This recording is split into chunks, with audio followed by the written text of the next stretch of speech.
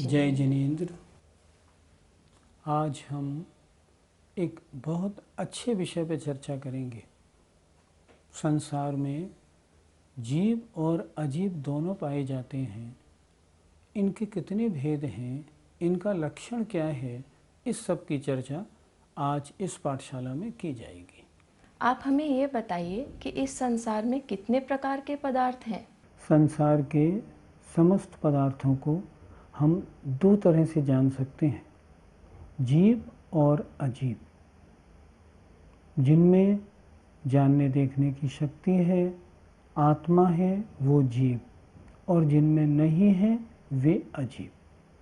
सारे संसार के पदार्थों को दो हिस्सों में बांटा जा सकता है। कौन सा पदार्थ जीव है, कौन सा अजीव? इसमें हम डिफरेंशिएट कैसे करेंगे?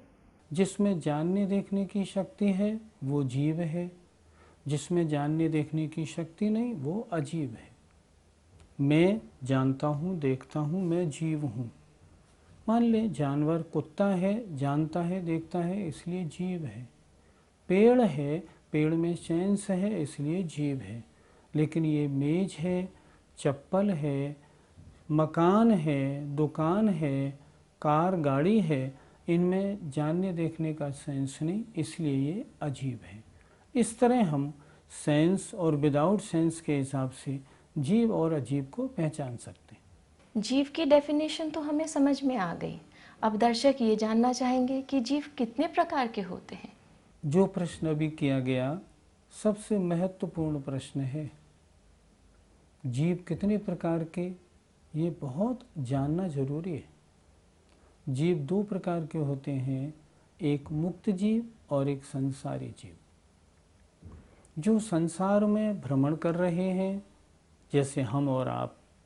कभी हम मनुष्य बन जाते हैं, कभी देव बन जाते हैं, कभी नारकी बनते हैं और कभी जानवर बन जाते हैं। जो इस प्रकार इस संसार में चक्रा लगाते रहते हैं, अर्थात संसार में भ्रमण करते रहते हैं, उन्हें हम कहते हैं संसारी जीव। और जो संसारी जीव ज्ञान प्राप्त करके संसार के राग द्वेष को छोड़कर मुनि अवस्था धारण कर तपस्वरण करके आत्मा के साथ लगा हुआ जो कर्म रूपी मैल है उसको नष्ट करके मुक्त बन जाते हैं। हम ये भी कह सकते हैं सिद्ध बन जाते हैं, सिद्ध परमेष्टि बन जाते हैं, उन्हें हम कहते हैं मुक्त जीव। अशुद्ध जीव संसारी है, शुद्ध जीव मुक्त है। इस प्रकार अगर हम मोटे मोटे भेद करें ना जीव के स्थूल रूप से, तो मुक्त और संसारी ये जीव के दो भेद होते हैं। ये तो समझ में आ गया है कि मुक्त जीव किसे कहते हैं, लेकिन ये समझना चाहती हूँ कि जो अन्य देवी देवता होते हैं और धर्मों के भगवान होते हैं, वो क्या मुक्त जीव की कैटेगरी में आएंगे? आपका नहीं, ये प्रश्न तो सारे दर्शकों के मन का प्रश्न है। ये सब जानना चाहेंगे कि भगवान, क्या अन्य जितने भगवान दिखाई पड़ते हैं, क्या ये मुक्त जीव की कैटेगरी में आते हैं या नहीं। आपके प्रश्न का उत्तर समझने से पहले हम एक बात समझें। अन्य जैन धर्म के अलावा अन्य किसी भी धर्म में मुक्त और संसारी का भेद ही नहीं है। जितने अन्य धर्म हैं वो तो ये मानते हैं कि एक सारे संसार का मालिक एक भगवान है, उस भगवान की किरणों से ये सारे संसारी जीव पैदा हैं, ये सब उसी की माया है। जैन धर्म इससे बिल्कुल अलग बोलता है। जैन धर्म ये बोलता है कि जैन धर्म के अनुसार प्रत्येक व्यक्ति में भगवान बनने की सामर्थ्य है। हम भगवान बन सकते हैं, बिल्कुल बन सकते हैं, जबकि अन्य मत के लोग जो हैं वो भगवान नहीं बन सकते। अधिक से अधिक वो बैकुंठ या स्वर्ग तक जा सकते हैं, भगवान नहीं बन सकते। क्योंकि उनके यहाँ भगवान एक विश्व की ईश्वर अलग शक्ति है। तो मुक्त और संसारी ये दो भेद मात्र जैन धर्म में हैं। कर्म सहित संसारी हुआ, कर्म रहित मोक्ष हुआ। कर्म की व्याख्या ये जैन धर्म का अपना मौलिक सिद्धांत है। जैन धर्म के इस कर्म सिद्धांत को किसी भी धर्म में नहीं पाया जाता। इसलिए जब कर्म ही नहीं है तो संसारी और मुक्त पने का अन्य धर्मों में सद्भाव कैसे होगा। इसलिए अन्य जितने भी भगवान हैं ये सारे संसार में हैं। ये नहाते हैं, भोजन करते हैं, इनके पत्नी हैं, ये सब कुछ सारे संसार की देखभाल करते हैं। जैनियों का मुक्त जीव ऐसा नहीं होता। हमारे सिद्ध भगवान लोक के अंत में विराजमान होते हैं। वे कुछ नहीं करते, कोई क्रिया नहीं होती। वे तो अपनी आत्मा को परम शुद्ध बन जाने के उपरांत उसके सुख में निमग्न रहते हैं। इसलिए संसारी और मुक्त का भेद मात्र जैन धर्म और उनके सिद्ध भगवानों में ही पाया जाता है, अन्य धर्मों में नहीं। इस हिसाब से तो हम संसारी जीव हुए। अब संसारी जीव हम भी मोक्ष जा सकते हैं, क्योंकि अभी आपने बताया कि कोई भी व्यक्ति मोक्ष जा सकता है। मोक्ष जाने के लिए हमें क्या क्या करना पड़ेगा? ये प्रश्न तो बहुत बड़ा कर दिया। इस प्रश्न का जवाब छोटा नहीं हो सकता। सबसे बड़ा प्रश्न है ही यही। हम संसार के दुखी हैं, संसार के दुखों से पीड़ित हैं। संसार से हम कैसे छूटें और मोक्ष प्राप्त करें। फिर भी संक्षेप में समझाता हूँ, जरा थोड़ा मन लगाएंगे तो समझ में आएगा। आचार्यों ने मोक्ष मार्ग बताया है, सम्यक दर्शन ज्ञान चारित्राणि मोक्ष मार्ग। इसका अर्थ क्या होता है? सम्यक दर्शन, सम्यक ज्ञान और सम्यक चारित्र, इन तीनों की एकता मोक्ष मार्ग है। अभी आप नए नए हैं ना, तो आपको ये शब्द बड़े कड़े लग रहे होंगे, सम्यक दर्शन, सम्यक ज्ञान, सम्यक चारित्र। लेकिन नहीं, घबराने की बात नहीं, मैं सरल तरीके से आपको समझाऊंगा। शरीर मेरा नहीं है, इसको मैं अपना नहीं मानूं। आत्मा मेरी है, आत्मा को अपना मानूं। जो वस्तु जैसी है उसको वैसा मानना। आचार्यों ने इसकी परिभाषा में क्या लिखा है कि जो 7 तत्व या 9 पदार्थ होते हैं उनका जैसा स्वरूप शास्त्रों में बताया है वैसा ही श्रद्धान करना सम्यक दर्शन है, और उसको शास्त्रों से उसी प्रकार जानना सम्यक ज्ञान है। हम इंग्लिश में कह सकते हैं राइट नॉलेज। और जैसा हमने शास्त्रों से जाना और हमने उसको वैसा ही माना, उसके अनुसार हम अपना आचरण भी करने लगें, उसका नाम होता है सम्यक चारित्र। हमें मोक्ष प्राप्त करना है, सबसे पहले क्या करना चाहिए? जैन शास्त्रों का अध्ययन करना चाहिए। जैन शास्त्रों में मोक्ष कैसे प्राप्त हो यही तो बताया है। किसी भी जैन शास्त्र में संसार की क्रियाओं का वर्णन आपको नहीं मिलेगा। सारे शास्त्रों में मोक्ष प्राप्ति का मार्ग बताया गया है। इसलिए सबसे पहले हम क्या करें? शास्त्रों का अध्ययन करें। उससे हम जानें कि हमारी आत्मा इस संसारी अवस्था में, या मैं कहूँगा कर्म से लिप्त क्यों है। जब आपको उसकी जानकारी हो जाए, फिर आप शास्त्रों से ये भी जानें कर्मों से छूटने का मार्ग क्या है, मैं कैसे कर्मों से छूटूं। और जब आपको जानकारी हो जाए फिर आप विश्वास करें ये भगवान के वचन हैं, जो कुछ इसमें लिखा है वो सच ही है। तो मुझे क्या करना चाहिए? भगवान के वचनों के अनुसार अपना आचरण प्रारंभ कर देना चाहिए। अगर ये तीनों की एकता बन जाएगी तो आपका मोक्ष मार्ग प्रारंभ हो जाएगा। आपने शास्त्र में पढ़ा, वैसा श्रद्धान किया, तदनुसार आचरण किया। हम लोग आचरण कहाँ से प्रारंभ करें? सबसे पहले हम सप्त व्यसन का त्याग करें, जो बुरी आदतें हैं। कौन कौन सी हैं? जुआ खेलना, नशे की वस्तुओं का प्रयोग करना, नॉन वेज वस्तुओं का खाना, जानवरों को जान करके मारना, परस्त्री सेवन या वेश्या सेवन करना, या चोरी करना। इन 7 जो बुरी बातें हैं इनको तो हम छोड़ें, और क्या करें, जो 5 पाप हैं मैं आगे बताऊंगा, उन 5 पापों को कम करें। इससे क्या होगा, मोक्ष की ओर हमारी दृष्टि हो जाएगी और हमारा चलना प्रारंभ हो जाएगा। हम अपना ज्ञान शास्त्रों से बढ़ाते जाएं, जिनवाणी माता से पूछते जाएं, माँ हमें किधर चलना है, वो आपको बताएगी, और आप अगर उस रास्ते पर चल पड़ेंगे ना, निश्चित रूप से हम और आप संसारी हैं, हमारा संसारीपना समाप्त हो जाएगा और हमें मुक्त जीव या मोक्ष की प्राप्ति हो जाएगी। जितने भी जीव आज तक मुक्त बने हैं सब इसी प्रकार बने हैं, आगे भी जितने बनेंगे इसी प्रकार बनेंगे। मोक्ष प्राप्त का एक ही मार्ग है, अतः हमें अपने जीवन को बदलना चाहिए। अपने जीवन में स्वाध्याय का थोड़ा समय निकाल के व्यस्त जीवन में से आधा घंटा स्वाध्याय को देना चाहिए। जिनवाणी में जो पढ़ें उसको समझना चाहिए और अपने जीवन को थोड़ा थोड़ा आगे शुद्ध बनाते हुए आगे बढ़ना चाहिए। यही मोक्ष मार्ग है। अगर आप चल पड़ेंगे ना, एक दिन मोक्ष ज़रूर मिलेगा, इस भाव में नहीं तो अगले भाव में। मार्ग यही है। मैं एक नारी हूँ और दर्शक गणों में भी बहुत सारी नारियाँ होंगी। मैं उनके बिहाफ पे ये पूछना चाहती हूँ, क्या नारियों को मोक्ष की प्राप्ति हो सकती है?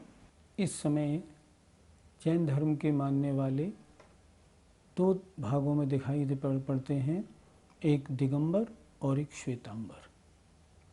श्वेतांबर लोग जो होते हैं, जिनके साधु कपड़े पहनते हैं, वो तो ये मानते हैं कि स्त्री पर्याय से मोक्ष होता है। लेकिन जो हम दिगंबर हैं ना, हम लोग ये मानते हैं स्त्री पर्याय से कभी मोक्ष नहीं हो सकता। स्त्री पर्याय से तो कभी महाव्रत मुनि अवस्था धारण नहीं हो सकती। मुनि अवस्था धारण नहीं होगी, कर्मों का नाश के लिए तपस्चरण नहीं होगा, मोक्ष की प्राप्ति संभव नहीं होगी। फिर दर्शकों में जो महिलाएं बैठी हैं वो पूछेंगी, फिर हम मोक्ष प्राप्ति के लिए प्रयास कैसे करें? नहीं, घबराने की कोई बात नहीं। शास्त्रों के अनुसार जितना प्रयत्न इस जीवन में हो सकता है उतना तो आप कर ही सकती हैं। जैसे क्या कर सकती हैं, आप व्रतों को धारण कर सकती हैं, आप छुल्लिका बन सकती हैं, और आगे बढ़ें तो आरिका बन सकती हैं। अगर आप इस भाव में यहाँ तक पहुँचने की कोशिश करेंगी, या घबराने की बात नहीं, आप जहाँ तक जा सकें वहाँ तक जाएं, तो आप में जो संस्कार आएंगे अगले भाव में ये संस्कार साथ जाएंगे। मान लो आपको देव पर्याय भी मिलेगी ना, तो वहाँ भी आप इन संस्कारों के पुराने स्मरण रूप होने के कारण, पहले संस्कारवान होने के कारण आप वहाँ की पर्यायों में, वहाँ के आनंद में उलझेंगे नहीं, वहाँ भी आप धार्मिक क्रियाओं में रहेंगे। और जब फिर आप यहाँ जीवन लेंगे दूसरा, आपको मनुष्य पर्याय मिलेगी, फिर आप मोक्ष का प्रयास करें, उस पुरुष पर्याय में प्रयास करेंगे, आपको मोक्ष प्राप्त होगी। दिगंबर मत के अनुसार स्त्री पर्याय से मोक्ष नहीं होता है। आपने कुछ देर पहले अजीव पदार्थ के बारे में बताया था, उसके बारे में कुछ डिटेल्ड इन्फॉर्मेशन और दे दीजिए। मैंने अजीब के बारे में बताया था, जिसमें जानने और देखने की शक्ति नहीं होती, वह अजीब होता है। जैसे मेज, कुर्सी, गाड़ी, स्कूटर, मकान, ये सब अजीब हैं। ऐसा नहीं समझना जैसे पंखा चलता है, जैसे कार चलती है तो ये जीव हो गए। नहीं, ये जीव नहीं होते, क्योंकि इनमें जानने और देखने की शक्ति नहीं है। इसलिए सही परिभाषा, जिसमें जानने देखने की शक्ति नहीं है वो अजीब है। जो जानता है, देखता है, जिसमें सेंस है, उसे हम जीव कहते हैं। जीव और अजीब दोनों को जानने के बाद ये डिसाइड नहीं कर पा रही हूँ कुछ बातें, कि ये पहाड़ जो दिखते हैं ये जीव हैं, ये अजीब, ये नदी जो बहती है ये जीव है, ये अजीब। जैन शासन कहता है कि पृथ्वी, जल, अग्नि और वायु 4 वस्तुएं, इनमें और मिला दीजिए वनस्पति, पेड़ पौधे, ये 5 वस्तुएं हैं। इन 5 वस्तुओं में विज्ञान अभी तक, जगदीश चंद्र बसु ने ये सिद्ध किया कि जो वनस्पति है इसमें तो जीवत्व है, लेकिन अन्य जो और 4 हैं, पृथ्वी, जल, अग्नि और वायु, ये चारों उनके अभी पकड़ में नहीं आती कि इनमें जीव है या नहीं। आइए हम ये चर्चा करें जैन शास्त्र क्या कहते हैं। ज़रा थोड़ा एकाग्रता रखना, आप ध्यान से सुनना। पृथ्वी जो पहाड़ हमको सामने दिखता है या नदी में जो बहता हुआ जल हमें दिखता है, हम क्या मानते हैं कि ये पानी जो है ये जीव है, लेकिन नहीं, पानी तो अजीब है। चौंकिएगा नहीं, आप चौंकेंगे, आपने ये क्या कह दिया, नहीं नहीं चौंके नहीं, ध्यान से सुने। पानी अजीब है, लेकिन पानी में जो जीव हैं वे जीव हैं। देखिए, कमरा अजीब है, कमरे में जो जीव हैं, हम और आप बैठे हैं, ये जीव हैं। उसी प्रकार जो पहाड़ आपको सामने दिख रहा है ना, ये तो पृथ्वी की वर्गणाओं से बना हुआ अजीब है, लेकिन इस पहाड़ में जो जीव भरे हुए हैं वे जीव हैं। जीव कितने भरे हुए हैं?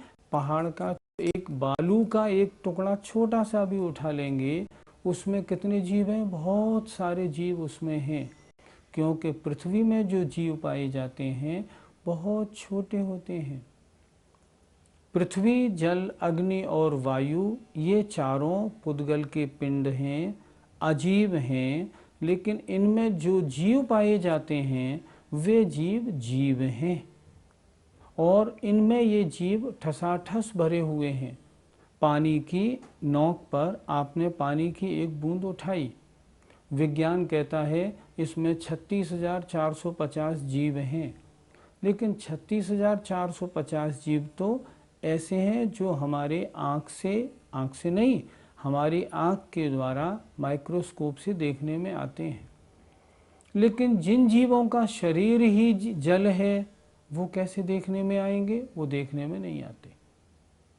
इसलिए पृथ्वी, जल, अग्नि और वायु ये पुद्गल के पिंड हैं, ये अजीब हैं, लेकिन इनमें जो जीव पाए जाते हैं वे जीव हैं। अगर हम पानी को बहाते हैं तो पानी नहीं मरता, पानी में रहने वाले जीव मरते हैं। इस तरह हमें समझना चाहिए। आपके प्रश्न का उत्तर हो गया। सामने जो पहाड़ दिख रहा है, ये पहाड़ जीव है या अजीब? पहाड़ स्वयं अजीब है, उसमें पाए जाने वाले जीव जीव हैं। इसी तरह पानी में लगा लेना चाहिए। आपने अभी बताया कि पेड़ पौधों में भी जीव होते हैं और ये साइंस भी प्रूफ करती है, लेकिन हम लोग तो सुबह मॉर्निंग वॉक घास पे चलकर ही करते हैं और अनावश्यक रूप से पेड़ पौधे पत्ती तोड़ते रहते हैं, फूलों को तोड़ते हैं। फिर तो हम बहुत हिंसा करते होंगे, क्या ये सही है? सभी दर्शकों के लिए प्रश्न बहुत महत्वपूर्ण पूछा है इस बार आपने। हम लोग मॉर्निंग वॉक घास पे करते हैं। आजकल तो बड़ी बड़ी दावतें ब्याह शादी की घास के मैदानों में ही होती हैं। उनमें हम जब घास के ऊपर चलते हैं तो वनस्पति जो जीव है ना, उसका तो सर्वनाश होता ही होता है। फूल पत्ती तोड़ना हिंसा है, छोटी है, पर मच्छरों का मरना ये तो बहुत बड़ी हिंसा है। हमको मॉर्निंग वॉक करते समय, अगर आप जैनी है ना, तो आपको घास के ऊपर कभी नहीं चलना चाहिए। आपको प्लेन मार्ग पर अपना मॉर्निंग वॉक करना चाहिए। ये तो बहुत हिंसा का काम है। हिंसा से बचना हो तो हमको क्या करना चाहिए? पानी कम फैलाना चाहिए।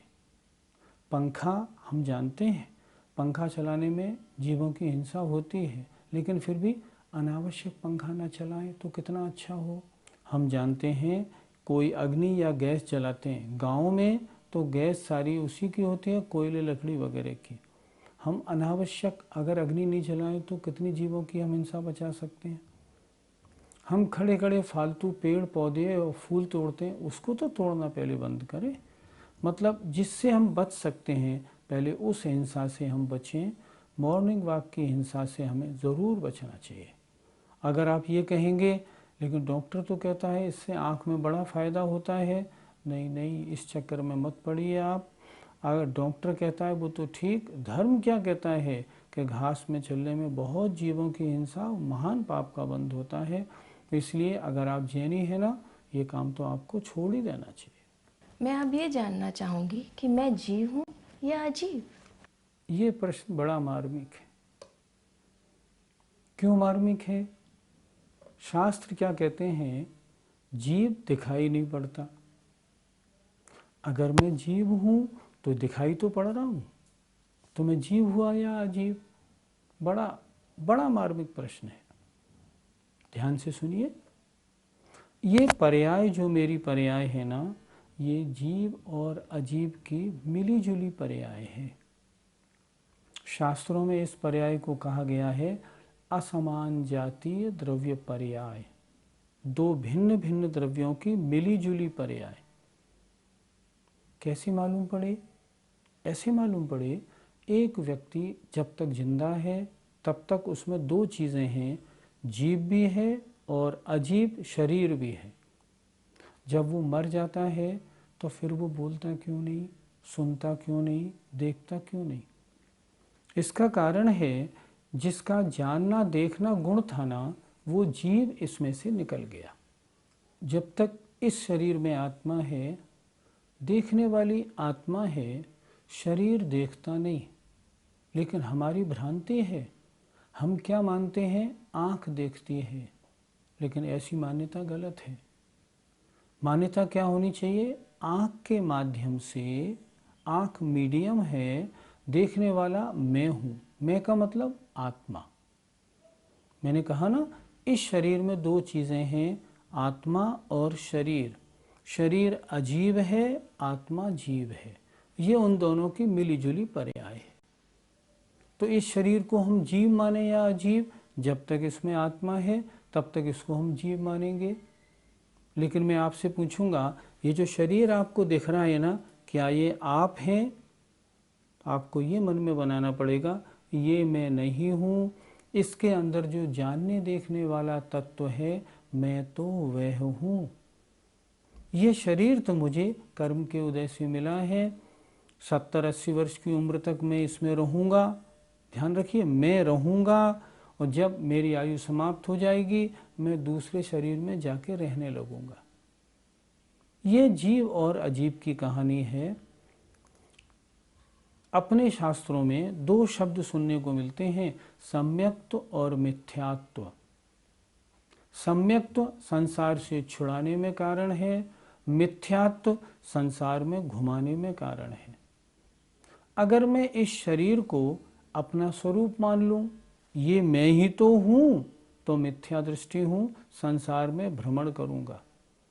और अगर आपने ये ज्ञान बना लिया, ये शरीर तो कर्मोदय से मिला है, ये मैं नहीं हूँ, इसमें जो जानने देखने वाला आत्मा है, मैं वह हूँ, समझिए, आप सम्यक दृष्टि बन जाएंगे और मोक्ष मार्ग की ओर बढ़ निकलेंगे। आज का जितनी पाठशाला हुई ना अपनी, इसका सबसे महत्वपूर्ण प्रश्न ये है, शरीर यद्यपि पुद्गल है, लेकिन जब तक मेरी आत्मा के साथ है तब तक इसको जीव कहा जाता है। लेकिन मैं शरीर नहीं हूँ। शरीर के माध्यम से देखने वाला, सूंघने वाला, सुनने वाला मैं हूँ, वो मैं आत्मा हूँ। बहुत महत्वपूर्ण प्रश्न है। आज हमारा पाठ यहाँ समाप्त होता है। हम विदा लेते हैं। जय जिनेंद्र।